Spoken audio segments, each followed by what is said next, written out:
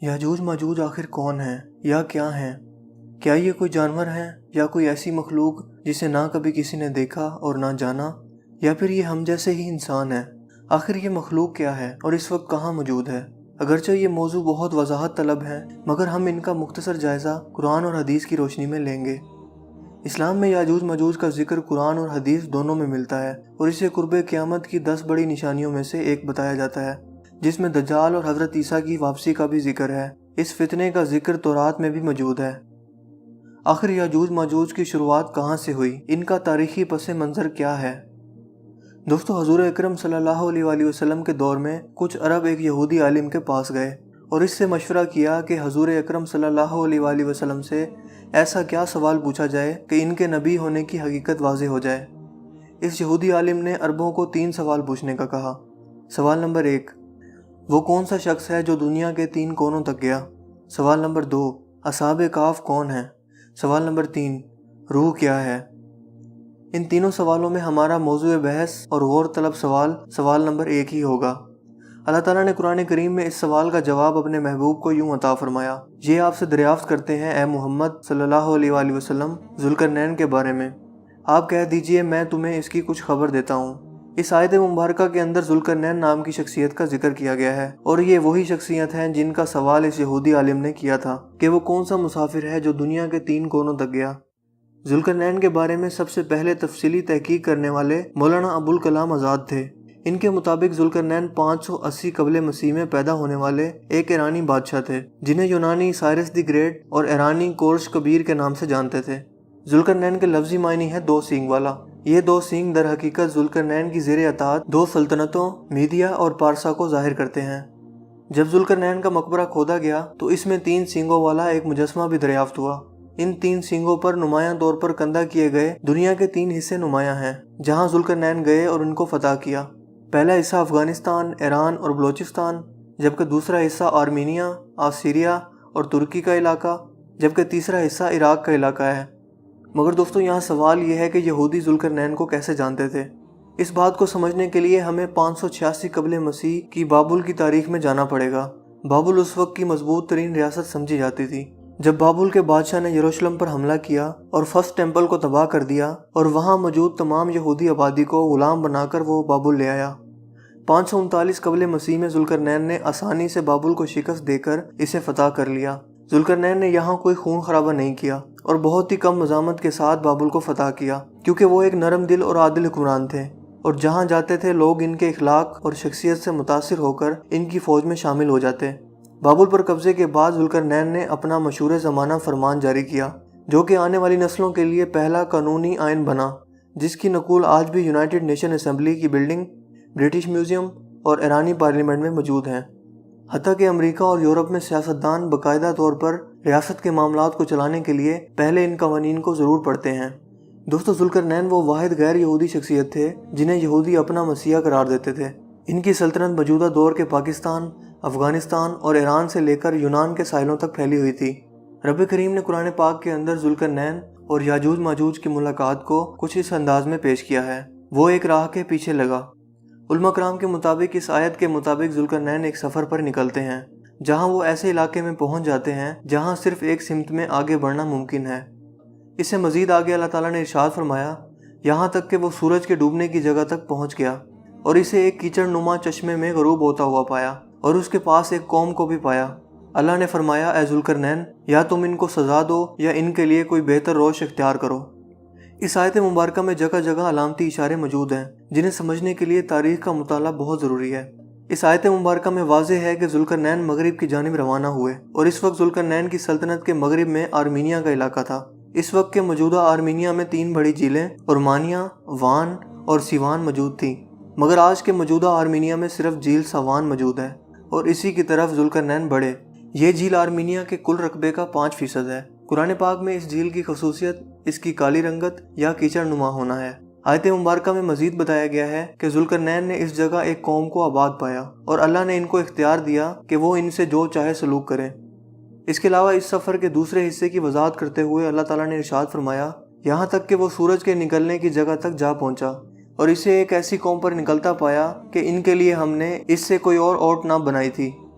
دوستو اس آیت مبارکہ میں جس علاقے یعنی سورج کے نکلنے کی جگہ کا ذکر موجود ہے وہ موجودہ آذربائیجان کا علاقہ ہے، جہاں اوٹ سے مراد درخت اور نباتات ہیں، کیونکہ آذربائیجان کا بیشتر علاقہ بارشیں نہ ہونے کے سبب صحرائی ہے۔ آذربائیجان کے شمال میں موجودہ دور کے داغستان کا علاقہ شروع ہو جاتا ہے۔ اسی جگہ ایک شہر بھی موجود ہے جس کا نام دربند ہے، اور یہ وہی جگہ ہے جہاں ذوالقرنین پہنچے تھے۔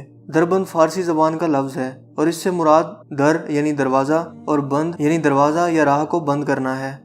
اس علاقے کے مغرب میں کوکاف کا پہاڑی سلسلہ موجود ہے اور مشرق میں بحیرہ خضر واقع ہے۔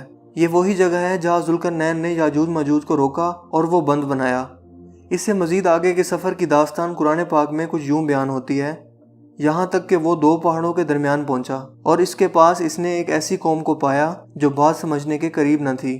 بس آیت مبارکہ میں جس قوم کا ذکر کیا گیا ہے یہ وہی قوم ہے جو ذوالقرنین کو دربند کے علاقے میں ملی، اور یہ لوگ ذوالقرنین کی بات سمجھنے کے قابل نہ تھے۔ اور مزید اہم نشانی کہ یہ قوم دو پہاڑوں کے درمیان آباد تھی، کیونکہ یہ جگہ زمین کی سطح سے کچھ اونچائی پر واقع تھی اور ایک پہاڑی ٹیلہ تھا۔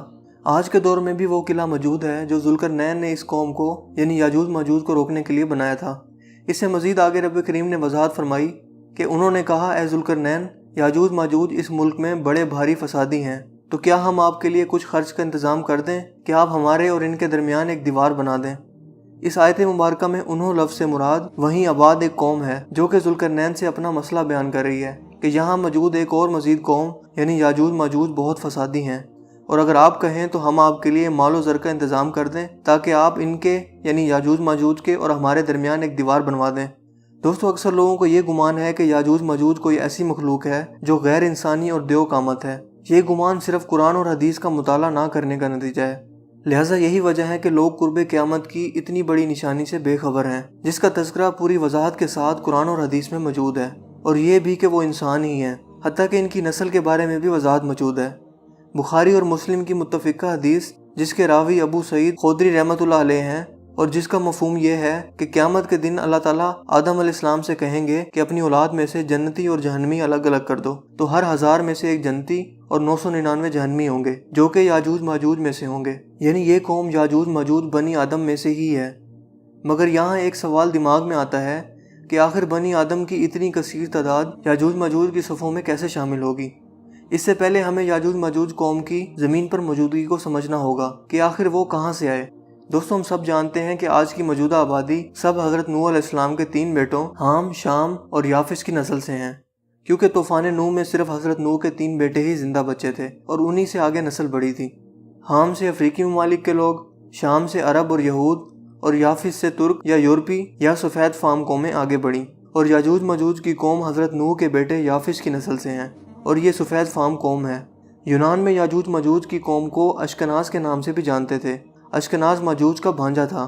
780 قبل مسیح میں یہ لوگ کوکاف کی پہاڑیوں سے آتے اور جنوب پر حملہ آور ہو جاتے۔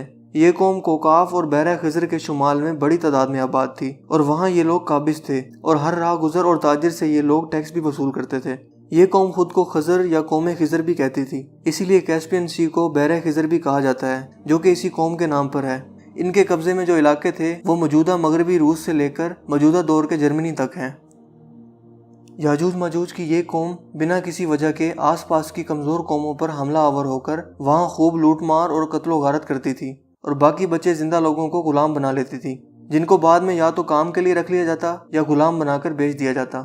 اس کے علاوہ جو راہ گزر ان علاقوں سے گزرتے ان پر بھاری ٹیکس لگایا جاتا تھا، اور ایسا نہ کرنے پر ان کو مار دیا جاتا تھا۔ لہٰذا دربند کے لوگوں نے انہی وجوہات کی بنا پر ذوالقرنین سے مدد مانگی، جیسا کہ آیت مبارکہ میں بتایا گیا ہے۔ دوستو دربند کے لوگ اپنی تعمیرات لکڑی کے ذریعے کیا کرتے تھے، جبکہ ذوالقرنین کے دور میں فن تعمیرات عروج پر تھا اور پتھروں اور لوہے کے ذریعے بھی تعمیرات کی جاتی تھیں۔ لہٰذا وہاں کے لوگوں نے ذوالقرنین سے درخواست کی کہ آپ ہمارے اور یاجوج ماجوج کے درمیان دیوار بنا دیں، جبکہ وہ مالی اور فوجی امداد بھی دینے کو تیار تھے۔ مگر اگلی آیت مبارکہ میں اللہ پاک نے کچھ یوں فرمایا، میرے اختیار میں میرے پروردگار نے جو دے رکھا ہے بس وہی بہتر ہے، تم صرف قوت طاقت سے میری مدد کرو اور میں تم اور ان کے درمیان ایک بند بنا دیتا ہوں۔ اس آیت مبارکہ سے پتہ چلتا ہے کہ ذوالقرنین نے ان لوگوں کی التجا کو قبول کیا، جبکہ مال و متاع کی پیشکش کو رد کر دیا، اور فرمایا کہ تم لوگ صرف طاقت یعنی فوج کے ذریعے سے میری مدد کرو اور میں یاجوج ماجوج اور تمہارے درمیان ایک بند بنا لیتا ہوں۔ یہاں یہ بات غور طلب ہے کہ اس قوم نے دیوار بنانے کی التجا کی، مگر ذوالقرنین نے بند بنانے کی پیشکش کی، جس کی خصوصیات پانی کو روکنا ہے، مگر اس بند کو یاجوج ماجوج کے حملوں سے روکنے کے لیے بنایا گیا جو اس وقت اس علاقے میں حملہ آور ہوتے تھے۔ دوستو، اس بند کے کئی دروازے موجود تھے اور حملے کے وقت ان دروازوں کو بند کر دیا جاتا تھا۔ آج کے دور میں بھی اس قلعے کی جنوبی دیواریں بہت حد تک مسمار ہو چکی ہیں، مگر شمالی دیوار کا 80% حصہ ابھی بھی موجود ہے۔ دیوار چین کے بعد یہ دیوار پوری دنیا کی دوسری بڑی دفاعی دیوار ہے۔ اس قلعے سے آگے کے علاقے یعنی کوکاف کا علاقہ ذوالقرنین کی حکومت میں تھا، لہٰذا اس بند بننے کے نتیجے میں ان علاقوں کی بھی حفاظت ہو گئی۔ دوستو، اس سے مزید اگلی آیت میں رب کریم نے ارشاد فرمایا، مجھے لوہے کی چادریں لا کر دو، یہاں تک کہ اس نے 2 پہاڑوں کے درمیان بند کھڑا کر دیا اور کہا کہ اب دہکاؤ، حتیٰ کہ اسے آگ بنا دیا، تو کہا مجھے لا کر دو، میں اس پر پگھلا ہوا تانبا انڈیلوں گا۔ دوستو، اس آیت مبارکہ میں لوہے کی چادروں اور تانبے کا ذکر موجود ہے جو کہ اس بند کی تعمیر کے دوران استعمال ہوا تھا، جبکہ اکثر لوگ یہ سمجھتے ہیں کہ جو بند ذوالقرنین نے بنایا تھا وہ صرف اور صرف لوہے اور تانبے کا ہے، مگر ایسا نہیں ہے، کیونکہ اس بند کے بناتے وقت مین دروازوں پر وافر مقدار میں لوہے اور تانبے کا استعمال کیا گیا۔ اب اس بند کا بیشتر حصہ کھنڈرات بن چکا ہے، مگر پھر بھی باقی حصہ اللہ پاک کے حکم سے قائم و دائم ہے۔ اس سے اگلی آیت مبارکہ میں اللہ پاک ارشاد فرماتے ہیں، پس تو ان میں اس دیوار کے اوپر چڑھنے کی طاقت نہ تھی اور نہ ان میں سوراخ کر سکتے تھے۔ دوستو، جو بند ذوالقرنین نے بنایا، دربند کے لوگ اس بند کی چھت پر چڑھ کر اس کی حفاظت کرتے تھے، لہٰذا جب یاجوج ماجوج ان دیواروں پر چڑھنے کی کوشش کرتے تو ان کو پسپا کر دیا جاتا تھا، کیونکہ یاجوج ماجوج پتھر اور لوہے کی تعمیرات کے عادی نہ تھے اور نہ ہی اس کا کوئی توڑ جانتے تھے۔ اس سے اگلی آیت مبارکہ میں اللہ تعالیٰ ارشاد فرماتے ہیں کہ یہ صرف میرے رب کی مہربانی ہے، ہاں جب میرے رب کا وعدہ آئے گا تو اسے زمین بوس کر دے گا، بے شک میرے رب کا وعدہ سچا اور حق ہے۔ دوستو، اس قلعے کے لوہے کے بنے مرکزی دروازوں کا نام و نشان موجود نہیں اور جنوبی دیوار بھی زمین بوس ہو چکی ہے۔ مطلب اس آیت مبارکہ میں یہ واضح ہوا کہ قرآن کریم کی یہ پیشن گوئی اب سچ ثابت ہو چکی ہے اور یہ قلعہ اب زمین بوس ہوتا جا رہا ہے، جبکہ اکثر لوگ یہ گمان کرتے ہیں کہ جو بند ذوالقرنین نے تعمیر کیا تھا وہ آج بھی قائم ہے، جبکہ بخاری اور مسلم کی متفقہ حدیث مبارکہ میں بیان ہے، حضرت زینب بنت حبش رضی اللہ تعالیٰ عنہا سے روایت ہے کہ ایک دن رسول کریم صلی اللہ علیہ وآلہ وسلم ان کے ہاں ایسی حالت میں تشریف لائے کہ جیسے بہت گھبرائے ہوئے ہوں، اور پھر فرمانے لگے کہ اللہ کے سوا کوئی عبادت کے لائق نہیں، افسوس صد افسوس عرب کے اس شر فتنے پر جو اپنی ہلاکت آفرینی کے ساتھ قریب آ پہنچا ہے۔ آج یاجوج ماجوج کی دیوار میں اس قدر سوراخ ہو گیا ہے، یہ کہہ کر آپ نے انگوٹھے اور برابر والی انگلی کے ذریعے حلقہ بنایا۔ اس حدیث مبارکہ سے صاف طور پر واضح ہوتا ہے کہ یاجوج ماجوج کی قوم کا خروج حضور کریم صلی اللہ علیہ وآلہ وسلم کی زندگی میں ہونا شروع ہو گیا تھا، مطلب اس بند کی دیواروں میں سوراخ ہو گیا تھا اور یاجوج ماجوج نے اس قلعے کے بند میں سوراخ کرنے کا طریقہ سیکھ لیا تھا۔ اسلامی اور مغربی تاریخی حوالے سے پتہ چلتا ہے کہ مسلمانوں کی فوجیں حضرت عمر رضی اللہ تعالیٰ عنہ کے دور میں اس علاقے کی طرف بڑھیں اور یاجوج ماجوج کی قوم یا قوم خضر کے ساتھ جنگ کی، جو کہ 100 سال پر محیط عرصہ ہے، جس کی ایک نشانی دربند اور داغستان کے علاقے میں صحابہ کرام کی قبریں ہیں جو اسی یاجوج ماجوج کی فوج کے ساتھ لڑتے ہوئے شہید ہوئے، مگر مسلمانوں کی اندرونی خلفشار کی وجہ سے 100 سالہ یہ جنگی مہم اختتام پذیر ہو گئی۔ حدیث مبارکہ کے مزید حصے میں عرب کا بھی ذکر ہے کہ ان پر اس فتنے کا پہلا یا زیادہ اثر ہوگا، کیونکہ مسلمانوں میں عرب ہی وہ تھے جنہوں نے حضرت عمر کے دور میں ان یاجوج ماجوج سے جنگ کی تھی۔ دوستو، اس یاجوج ماجوج کی قوم کو تاریخ میں کئی نام سے جانا جاتا رہا ہے، مثلاً یاجوج ماجوج، گوگ اینڈ میگوگ، سکیتھینس، اشکنازی، خزر اور قوم خضر۔ مسلم امہ اسے تاریخی حوالے میں خزر یا قوم خضر یا اشکناز کے طور پر جانتی ہے۔ عبد الرحمن کے ایک یہودی وزیر حزدئی اور قوم خضر کے بادشاہ جوزف کے درمیان خط و کتابت کا بھی تاریخ میں ریکارڈ ملتا ہے۔ حزدئی ایک یہودی تھا اور عبد الرحمن سوئم کا وزیر تھا۔ وہ یہ جاننے کا بہت شوق رکھتا تھا کہ بنی اسرائیل کے 10 قبیلوں میں سے کسی قبیلے نے کسی علاقے میں اپنی حکومت قائم کی ہے یا نہیں۔ یہ سوال اکثر وہ اپنے سفیروں سے کرتا رہتا تھا، مگر اسے 944 سن عیسوی میں ایک سفیر نے بتایا کہ ایک یہودی ریاست قسطنطنیہ سے 15 دن کے آبی سفر کی دوری پر موجود ہے، جسے الخضر کے نام سے جانا جاتا ہے، اور یہ قوم قسطنطنیہ کے ساتھ تجارت بھی کرتے ہیں، اور یہ بہت طاقتور قوم ہے، اور یہ آس پاس کی قوموں پر حملہ بھی کرتے رہتے ہیں۔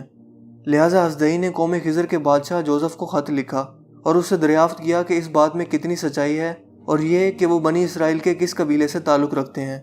اس خط کے جواب میں الخضر قوم کے بادشاہ جوزف نے جو کچھ لکھا وہ حیران کن تھا، کیونکہ جوزف نے بتایا کہ وہ بنی اسرائیل کے کسی بھی قبیلے سے تعلق نہیں رکھتا، بلکہ اس کی نسل یافس اور ان کے بیٹے تگورما سے آگے بڑھی، جو کہ ترکوں کے باپ بھی کہلاتے ہیں۔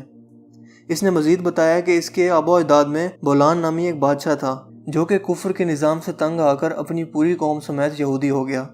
بولان بادشاہ نے یہودی علماء کو اپنی رعایا میں بلایا اور یہودیت کو مزید پھیلایا اور ان کے لیے عبادت گاہیں بھی تعمیر کی۔ آج کے دور میں بھی کچھ لوگوں کا خیال ہے کہ یہودیت اختیار نہیں کی جا سکتی اور صرف یہودی کا بیٹا یا بیٹی ہی یہودی ہو سکتے ہیں، جبکہ حقیقت میں ایسا بالکل نہیں ہے۔ اس کی واضح ترین مثال مشہور امریکی صدر ڈونلڈ ٹرمپ کی بیٹی ایوانکا ہے، جس نے ایک یہودی شخص سے شادی کی اور وہ عیسائی سے یہودی ہو گئی۔ اسی طرح اس دور میں بھی یہودیت اختیار کرنا کوئی عجیب بات نہیں تھی۔ دوستو، بنی اسرائیل عرب نسل سے ہیں اور ان کی رنگت گندمی مائل ہوتی ہے، جبکہ آج کے موجودہ دور کے یہودی وہ سفید فام ہیں اور اسی بادشاہ بولان کی نسل سے ہیں جو پہلے کافر تھا اور بعد میں اس نے اپنی پوری قوم کے ساتھ یہودیت اختیار کر لی تھی، جبکہ آج کے یہ سفید فام یہودی خود کو بنی اسرائیل سے ظاہر کرتے ہیں اور اسی بنا پر یہودی ریاست اسرائیل کا قیام بھی کیا گیا ہے۔ سورہ انبیاء میں رب کریم ارشاد فرماتے ہیں، اور جس بستی کو ہم نے ہلاک کیا اس پر لازم ہے کہ وہاں کے لوگ پلٹ کر نہیں آئیں گے، اور یہاں تک کہ یاجوج ماجوج کھول دیے جائیں گے اور وہ ہر بلندی سے دوڑتے ہوئے آئیں گے۔ قرآن کریم کی ان مقدس آیات کے اندر جس بستی کے ہلاک ہونے کا ذکر ملتا ہے وہ یروشلم ہے، جس پر 2 بار قبضہ ہوا اور یہودی اس قبضے کے دوران در بدر ہو گئے، جبکہ اسی آیت مبارکہ کے مطابق پلٹ کر آنے سے مراد وہ یہودی دوبارہ اپنی حکومت قائم نہیں کر پائیں گے۔ اور دوستو، ہم دیکھتے ہیں کہ آج ایسا ہی ہوا ہے۔ جن یہودیوں نے اسرائیلی ریاست کا قیام بنی اسرائیل کے یہودی خود کو ظاہر کر کے کیا، وہ دراصل اسی بولان اور جوزف بادشاہ کی نسل سے ہیں۔ مزید اگلی آیت مبارکہ میں یاجوج ماجوج کے کھول دینے اور ہر بلندی سے اترنے سے مراد یہ لوگ دنیا کی ہر اونچائی پر موجود ہوں گے۔ یہاں یہ بات سمجھنا ضروری ہے کہ میدان جنگ میں اونچائی کی جگہ پر قبضہ ہونا فتح یاب ہونے اور قبضہ کی علامت سمجھا جاتا ہے، لہٰذا اس آیت مبارکہ سے مراد یہ ہے کہ یاجوج ماجوج ہر بلندی پر موجود ہوں گے، اور وہ ہم آج کے دور میں دیکھتے بھی ہیں، اور آج ایسا ہی ہو رہا ہے۔ یہ یہودی لوگ دنیا کے تمام وسائل پر قابض ہیں۔ دنیا کے تمام بینکس، مالی وسائل، media houses, food chains, restaurants, غرض ہر اونچائی پر یہ لوگ موجود ہیں اور لوگوں کے ایمان پر حملہ آور ہو رہے ہیں۔ لوگوں کو ذہنی، نفسیاتی، سیاسی، مذہبی اور ہر طرح سے حملہ کر کے تباہ کر رہے ہیں، اور ہر بلندی پر ہوتے ہوئے لوگوں پر حملہ آور ہو رہے ہیں، اور یہی لوگ اپنے مسیح دجال کے منتظر ہیں اور اس کی فوج کے حصہ دار ہوں گے۔ دوستو، مجھے امید ہے کہ قرآن اور حدیث کے حوالوں کی روشنی میں یاجوج ماجوج کی حقیقت آپ بخوبی جان گئے ہوں گے۔ مجھے امید ہے کہ آج کی یہ ہماری ویڈیو آپ کو کافی انفارمیٹیو لگی ہوگی اور آپ کو پسند آئی ہوگی۔ اگر ویڈیو آپ کو اچھا لگا تو اسے لائک کیجیے اور دوستوں کے ساتھ شیئر کیجیے۔ آپ اپنی رائے کا اظہار کمنٹس میں بھی کر سکتے ہیں۔ میرا نام ہے اسیف شفقت اور آپ دیکھ رہے ہیں ہنسی ٹی وی۔ میں ملوں گا آپ سے ایک نئی انٹرسٹنگ ویڈیو میں، تب تک کے لیے اپنا بہت سا خیال رکھیے گا۔ Thanks for watching. اللہ حافظ۔